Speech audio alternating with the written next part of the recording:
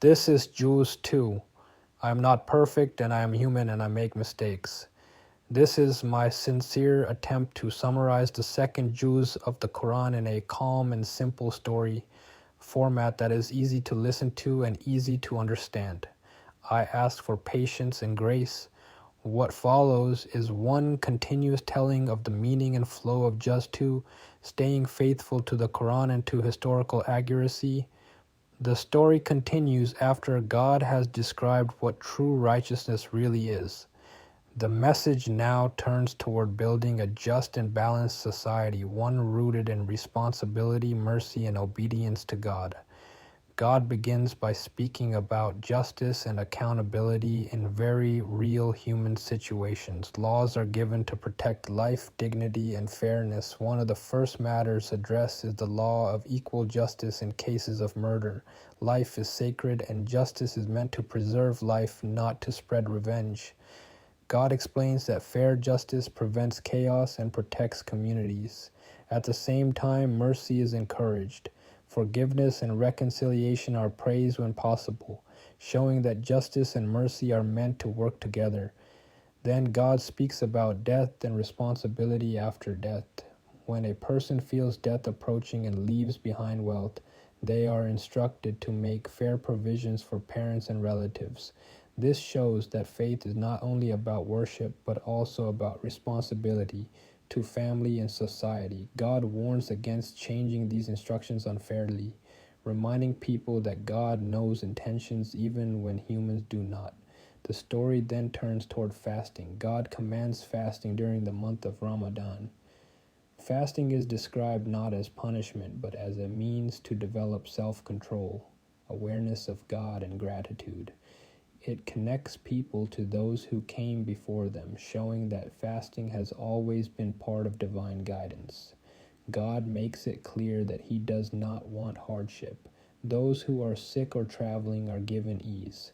Nights are described as a time of closeness between spouses, removing previous restrictions and showing God's mercy.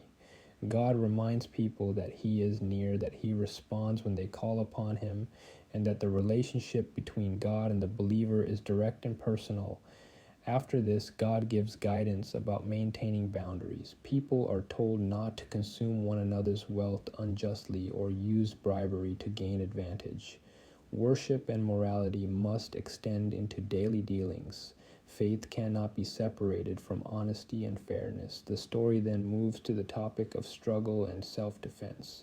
God explains that fighting is permitted when people are oppressed, but it is not loved. Even when defending themselves, believers are warned not to transgress limits. God emphasizes that persecution and oppression are worse than fighting, but peace is always preferred when hostility ends. Sacred times and sacred places are to be respected, and again, restraint and justice are emphasized. From here, the story recalls earlier generations.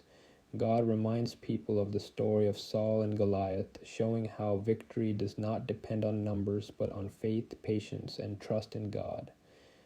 A small group, steadfast and sincere, overcomes a larger force by God's permission. David is mentioned as someone who later receives kingship and wisdom, reminding listeners that God grants authority as He wills. The Quran then speaks about charity. Giving in the path of God is described as planting a seed that grows many times over.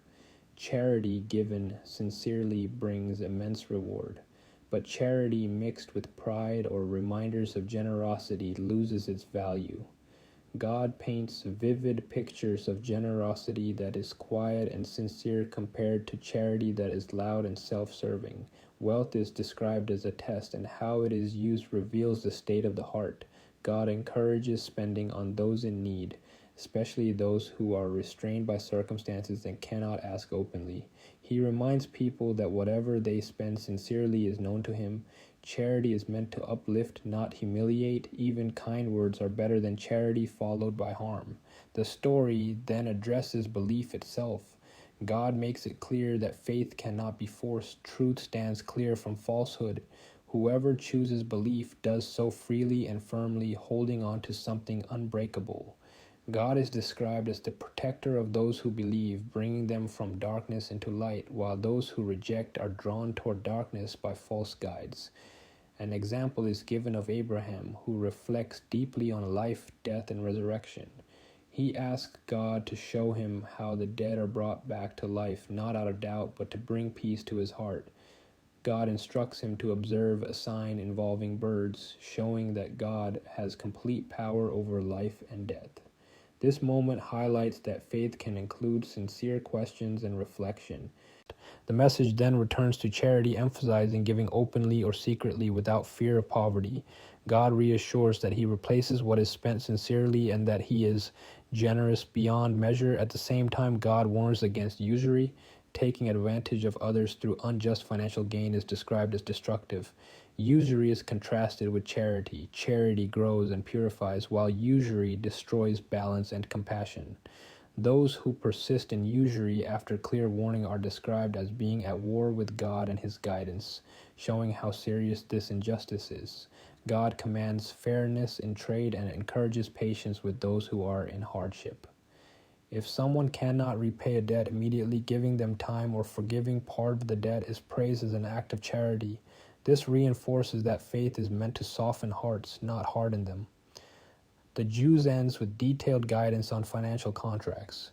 God instructs people to write down debts, to be clear, honest, and fair, and to use witnesses. This shows how deeply faith is connected to everyday life. Even small matters are not overlooked. God teaches that clarity prevents conflict and protects trust within society. When traveling or unable to write, alternatives are provided, again showing ease and practicality.